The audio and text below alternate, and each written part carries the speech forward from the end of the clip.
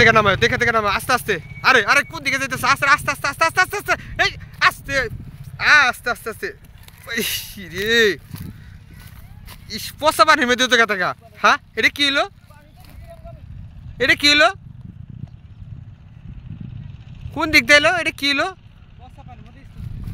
হ্যাঁ ও দিক গেল কেমনে? হ্যাঁ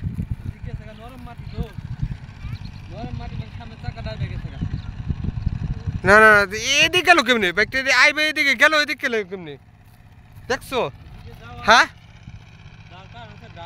হ্যাঁ